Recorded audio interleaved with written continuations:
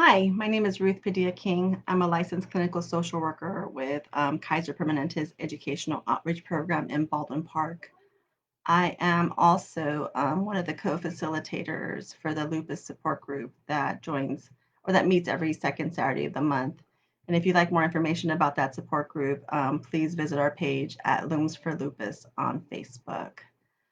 Today, we're going to be talking about anticipatory grief. Anticipatory grief refers to the feelings of grief occurring before an impending loss. Now, traditionally, that impending loss was the death of a loved one due to illness, but now with coronavirus, that has changed the way we think of grief. Now, grief is the response to a loss. So think about anticipatory grief as it has now evolved to not only include potential loss of a loved one, but the collective loss we are all feeling because of the uncertainty of what the future will look like. Now, unfortunately, we are now compounding all those losses with a global pandemic where we are all collectively grieving the lives we once had. So thank you for joining me today as we discuss the evolution of grief and how we can better understand and cope during this strange and unprecedented time.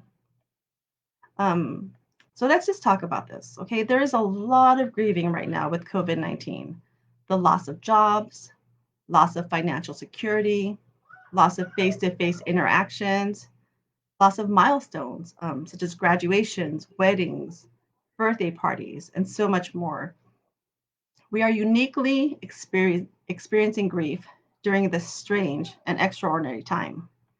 Families have lost loved ones, and it's hard not to have an emotional reaction to this, even if we didn't know that person. And just in looking at media alone, we have this lingering sense of more loss is yet to come, more grief is yet to come. There's this collective loss of what our normal life should be or could have been, right? And for many of us, we've lost our connections, we've lost our routines. And of course, we've lost that certainty of the future. What's it going to look like? What's it going to look like for me, for my children, for my parents? The fear of getting sick for our compromised autoimmune community, such as yourselves, is very scary. And this is hitting us all, and we're grieving collectively. We are not used to this kind of collective grief. We're not used to this energy surrounding us. David Kessler, a world foremost expert on grief, wrote in a recent article, I don't think we've collectively ever lost our sense of general safety like this. Individually or as smaller groups, people have felt this. But all together, this is all new. We are grieving on a micro and macro level. So I want you to think about that. It's not just what I'm going through. It's not just what my family is going through or my community, but this is global. This is huge. So how can we be okay? you know? Now, anticipatory grief per se isn't a bad thing, right? It prepares families for the impending loss of a loved one that has a terminal illness. But in healthy anticipatory grief is really anxiety. And that's the feeling we're talking about, that chronic concern of what is going to happen tomorrow. What's the future going to bring? Anticipatory grief is really just our body responding, right? Our body just responding to trauma. So, is this traumatic? Yes. Is this hard? Yes. So, if you walk away from today's discussion just validating or normalizing whatever it is you're going through, because we know depression has gone up, we know more of us are feeling anxious, then just know that you're not alone and that what you're feeling right now is the new normal. And that's so sad to say. Now, let's talk about this chronic kind of anxiety that we're all feeling.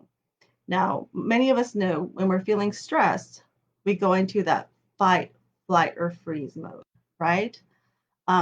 This means that our body feels threatened. Our body reacts by flooding it with stress hormones to prepare it, to amp it up if it needs to quickly retreat from any kind of threat. But think about it. What is the threat right now? What are we all kind of trying to deal with? The threat of coronavirus, the threat of fear of getting sick, the fear of losing my job, or maybe just a simple threat of working from home, having to social distance, going to the grocery store. We are constantly being flooded with these concerns and the concern that we're not safe. Our mind begins to ruminate or show images of these horrible things, right? We go to worst case scenario. Um, for me personally, it might be for me to get sick and take it to my parents who are older, who have underlying medical conditions, and concerns, or getting my kids sick. And what if they get hospitalized? And we know when someone gets sick at the hospital right now, we can't visit, we can't be with them. That for me is super, super scary. So I'm not even thinking about myself.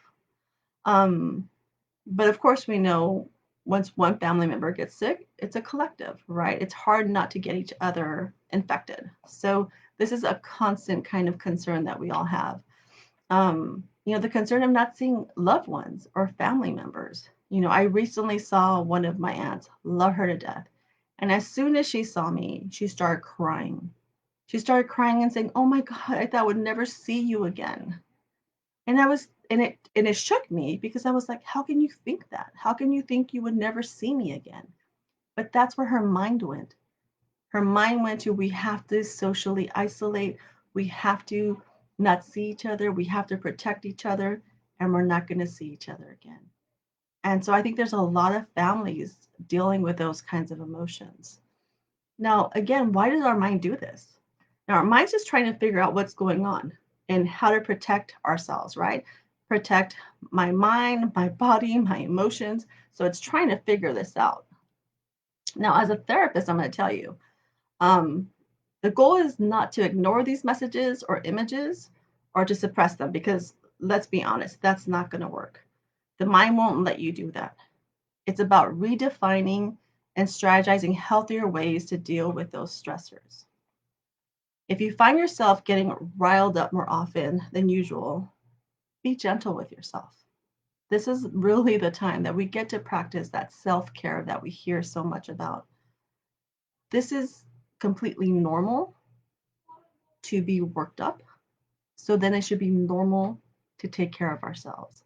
Again, this is a time of collective trauma and we're dealing with a lot of emotions.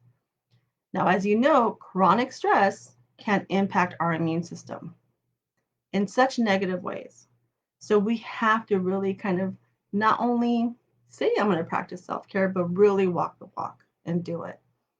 Because it's so important for our physical health, our emotional health, in every area of our life. And as a parent, I have to model that for my kids because it's real easy to have back to back appointments. It's real easy to get caught up in everything I have to do in the home and leave myself to last.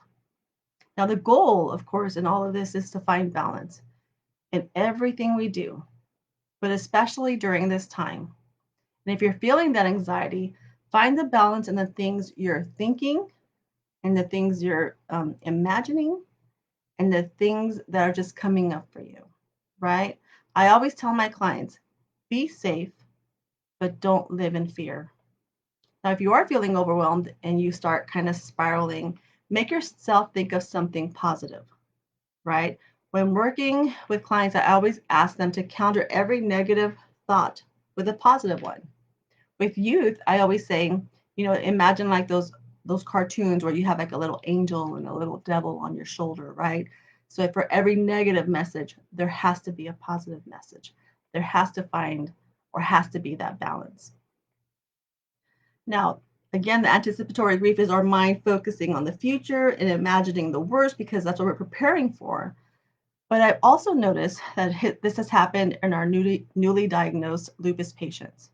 The impending fear of what that diagnosis means, and of course, the fear of getting sick or dying. This is why I love the lupus support group. We have patients in there who have been diagnosed over 30 years to those who have been recently diagnosed. From youth as young as high school, I believe, I think was our youngest, to grandmothers. So it's an array of people just coming together to support one another. Now, our support group is also open to caregivers because we know When someone is sick in our family, it's not only that person, it affects everyone else. So it's not uncommon to see partners, parents, children come in. And right now we're doing it, of course, virtually because of the pandemic. But we don't want to stop providing those supportive services for our community. So we are grieving the loss of how our life was, the concern of how life will be, and the loss of our independence, our loss of sense of security and safety, and ultimately, the fear of death. Now, how are we going to cope with these emotions? So, I was really thinking about strategies that I can share with you. And one of the things that I always say, like, I don't want to add stress to someone. My job is to take stress away. So, adding one more thing to a plate when I'm already feeling overwhelmed is not something I want to do. So, take these in stride. And if they work for you, they work for you. And if they don't, just toss them. Because if it doesn't work for you, why keep it, right? Why set yourself up to fail? Strategy number one, breathe. Collectively, let's just breathe together. Just take a deep breath. Just taking a pause and sending that oxygen to our body, to our brain, to our nerves, really just sends a message that it's okay. We're okay. We're trying to de escalate that stress. So the more anxious I feel, the more deep breaths I take. So again, try to do this in your day-to-day life, right? So again, I'm not going to create space and time when I feel like I don't have space and time. But maybe I'll practice my deep breaths every time I go wash my hands. Maybe I'll practice my deep breaths as I'm going for a walk. So kind of incorporating it into something you're already doing. Okay. Strategy number two, limit media. I know people who wake up with the news, go to sleep with the news. And if I'm already feeling anxious and overwhelmed, knowing the new numbers is not going to help you. In no way does that help you. Being informed in that manner, if it's causing more grief and struggles and negativity, then don't do it. Don't do it to yourself. So I, for one, don't watch the news. The other part of it is I don't want my kids to be hearing all that stuff. Everything has been so negative in media lately. Why bring that into my home? So again, that's a personal choice. The third coping strategy, validate your feelings. Affirm your feelings. This is a time when it's okay not to be okay. Because really, who's okay with everything that's going on? We can pretend, but at some point it's going to come out. We're struggling, and we're all struggling in different ways. But I think it's really okay to ask yourself, how am I feeling? How am I doing? Really checking in. There's moments where I feel a little bit better than others, but honestly, there's times where I'm really struggling. So I have to acknowledge that for myself. I always say, name it and claim it, and it's yours, right? The fourth strategy is stay in the moment. This is what we call mindfulness practice. Really be present of what's going on right now. You know, there's so many different opportunities to practice mindfulness right now. There's a lot of apps out there. The Calm app is a big one that we're using in my home. I know YouTube has a lot of free videos on meditation or just having nice music in the background to help me stay focused. So figure out strategies to help you just be present and mindful without having to leap to the future, without having to strategize all the time. Just moments of clarity just to be present. Presently, I'm here just presenting on Facebook Live, talking to all of you, and hoping I make sense, hoping it comes out clear, hoping I don't stutter, so that's where I'm at right now. And that's okay. This is being present. The fifth strategy is let's bring it back to basics. Let's not make life more complicated than it is. It's complicated. Like I can't leave the house without a mask. I can't leave without my disinfectant wipes. Like I already have things on my mind. So why take a bigger step, right? So I'll give you an example. When this first started out, I remember I was at home working from home. My kids are home, you know, um, and they just wanted to eat quesadillas, for like the first week. And I think that was their comfort food. And I was like, that's not healthy. They should be eating other stuff. And I was like really critical of myself. And I was like, they're fine. I had to get to the point where like, they're fine. They're eating. I can make that real quick and I have to go back to a meeting. So again, we can't define things in a different kind of lens. It's just what's working right now, right? So don't make things complicated. I know some people were like, I'm going to learn a new language. I'm going to learn how to crochet. They did all these goals for themselves. I'm going to lose weight. I'm going to do this, that, the other. But if I'm in fight, flight, or freeze, I'm in that stress response. Again, my body's amped up to protect itself. It's not there to think and absorb information and learn information. It's actually counterproductive. It's going to get worse. So again, if I'm not there, don't put that on yourselves. The sixth strategy is redefine hope and focus on quality of life. These small little goals, again, not those big, complicated ones, but really define what it looks like to you right now. What are the things that we can focus on that are those moments of being grateful? You know, for the first time in a long time, my family is having dinner together. I'm not rushing to take my daughter gymnastics because they're not open. I'm not rushing to take my son to a sports event because they're not open. So we're actually having dinner together. We actually have time to watch movies together or TV together. We actually can do a puzzle or a board game. So again, what does that look like? Redefining that hope, right? And by the way, my garden looks fabulous right now because I've spent a lot of time outside. So again, it's how we look at things. The seventh one is, of course, form a community of support. Human connection is a critical part of well being, especially now. So I always want to surround myself with that positive energy, especially when I'm feeling down, especially when I'm feeling anxious. And if you don't have that community of support, create it. This is an opportunity to create that community of support. So again, surround yourself with people who will help you feel comfortable in your sadness, in your fears, in your anxiety, who are going to accept whatever it is you're dealing with without judgment, right? And again, this is where I'm going to plug in our support group because that's exactly what we do. The first thing we do is check in with each other. How are you doing? What are you feeling? What can we do to help you and support you? And that connection is so vital for us to be healthy, right? The next one, the eighth coping strategy, is really this is a time to rest and relax. We have to de-escalate from this energy of anxiety, of anticipating the loss that's going to happen, that's going to come, that we're just kind of created for ourselves. This is really hard for a lot of us because anxiety is energy. Anxiety is like I have to mobilize myself. So if I'm trying to mobilize myself because I want to be safe and you're asking me to rest, that's really hard. Now, as someone, and I'll admit, that suffers from insomnia at times, resting is a big challenge.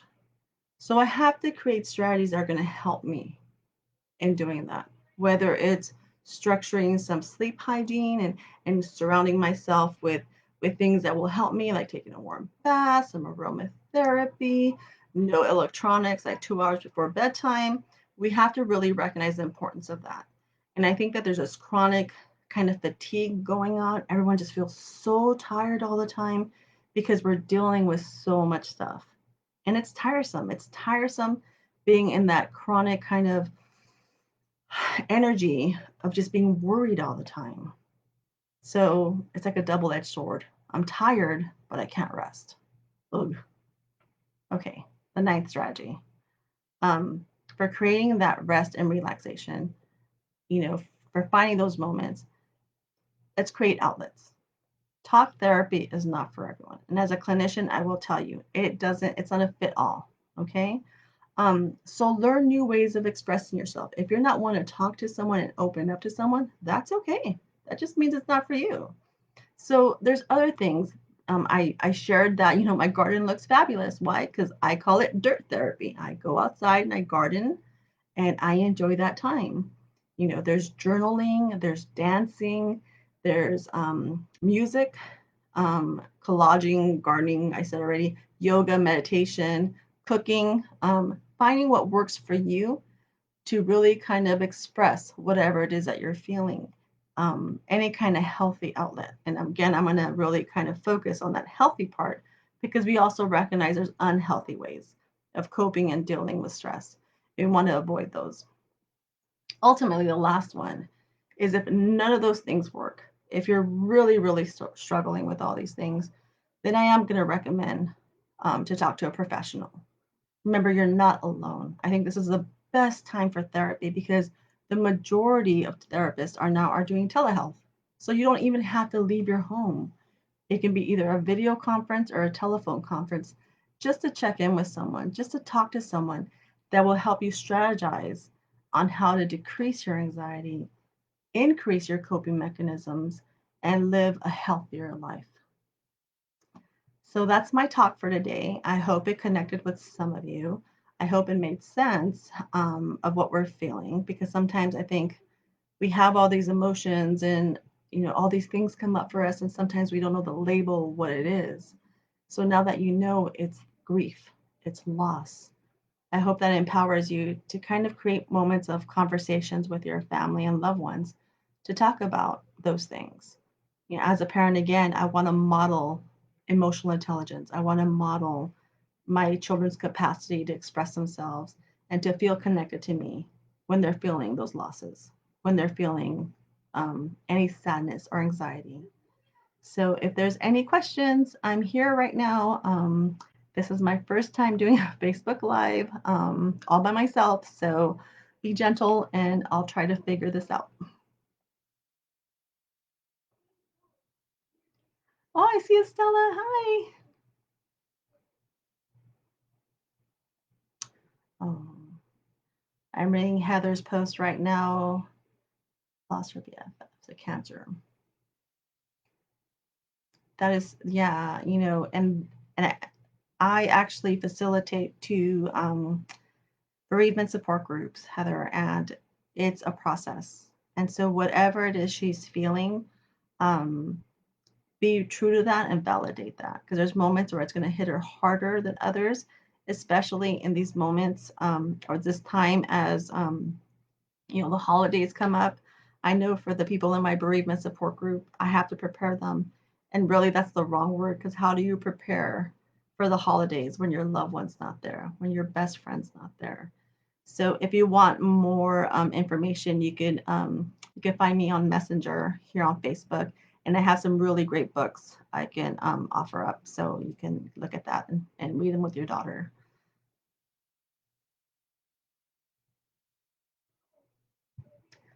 Estella, I agree. Not knowing what will happen tomorrow is definitely causing a lot of anxiety and hopelessness for many. I work in the community in Baldwin Park. It's a largely Latino community. And a lot of the families that I know of that we work with closely in our programs had lost loved ones, So talking to a 7-year-old about losing grandpa, about grandpa went to the hospital and is no longer coming back and what that looks like for him you know, um, and the talk about not going back to school. And we know for a lot of children, their coping mechanism, right, or the way they deal with stuff is with their friends, is through sports, it's through activities, all the things they can't do right now. So it's even harder. Hello from Michigan. Hi.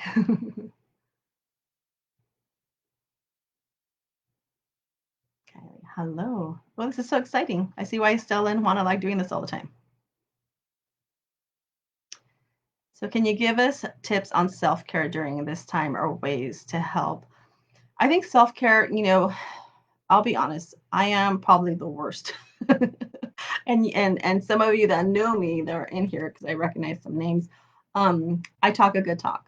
And so I think as a mom, we naturally kind of fall into this because we take care of everyone else and then we leave ourselves to last. And so what happens is usually we're exhausted. Like you have to have energy for self-care. We're not energizer bunnies. And so I can't like be passing out and thinking that's my self-care. That's just me. I'm fatigued. I'm done.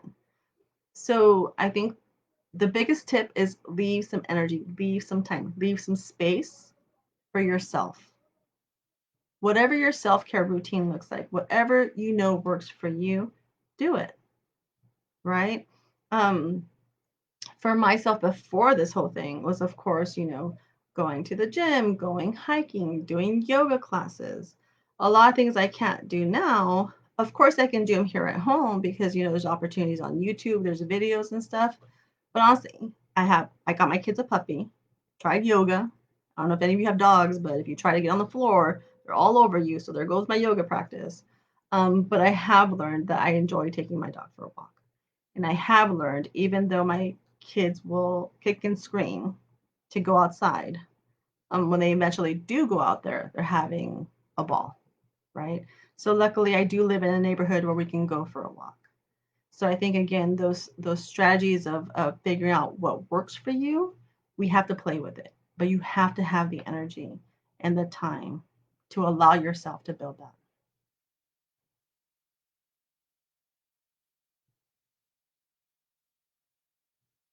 Ooh, great question, Frances. I also have someone she put here that lives with her, but had to leave for a funeral. She had an infusion yesterday, and should I ask her not to come back before quarantine? Um, that is a great question. I think you know what, self care. It's not about being selfish. It's about recognizing if that person comes into my environment, and let's say that they're not sick. Let's say they're perfectly fine. But if it's going to create 14 days of anxiety, 14 days of just tension, why would you choose that? You know? And so I don't know this person. You know this person and you know your relationship with them. So it's about having that conversation, right? And having that open conversation, as difficult as it is, and hoping that you can both create the best strategy or the best solution in that situation. I mean, there's been times where I've had to say no multiple times, and people get hurt. People get really kind of like, well, I haven't seen you. Well, we're having a hard time, or I'm Latina, and so family is everything, and recognizing that I'm setting boundaries where maybe I've really never done that before. It's a different way of dealing with all this, and change is hard. So good luck with that. Oh, thank you, Alexis. Hello from Chicago. Hi. Okay, great question in regards to, although you recommend therapy, what happens when therapists refuse to service you and Medicare? So there is a lot, and I don't know where you're at. So most charge out of pocket, so only middle class and rich can afford it. What about finding a spiritual director instead? Yes, so that was you jumped ahead. So I was gonna say therapy doesn't have to be from a therapist, from a clinician, right? And as a clinician, I'll tell you this right now: a lot of what we do in general, right? As friends, as family, and my co-facilitators will say this all the time, and I tell this to them all the time, is that as a therapist, I do therapy. But every other relationship I have, whether I'm a mom, a wife, a sister, is therapeutic in nature, right? So if you know that someone's supportive for you, right? And I'm talking about just support in the sense of talking to someone because you're having a hard time. I'm not talking about chronic mental illness. I'm not talking about medication support. That's a whole other level, right? But I'm just talking to someone to connect to and really talk about concerns, talk about struggles. That can be an array of different people in your life, right? The whole thing is to have someone who you're going to connect to in a level where you feel comfortable, whether you know it's in confidence and they're not going to share that information with anyone, that in the end, you're going to feel better than you did coming into that conversation. So I was going to say a lot of churches, if you're affiliated with a church or any community organizing kind of agency, has those supportive services there. Oh, thank you, Tanya. Oh, you're welcome, Francis. So, yes. So, anything else? Now I know Brianna had shared with me, even if questions come up after, I'll come back and answer them as best as I can. So if you know someone that would benefit from this talk, again, this is my first time doing this all on my own live. So thank you for your support. I can't believe I got through it 30 minutes into it. So I'm really proud of myself. So again, those little goals, those small accomplishments, this is an opportunity to learn something new. So thank you all. And again, if there's any other questions, feel free to leave them in here and I'll come back and figure out how to answer them. But thanks so much. Bye, everyone.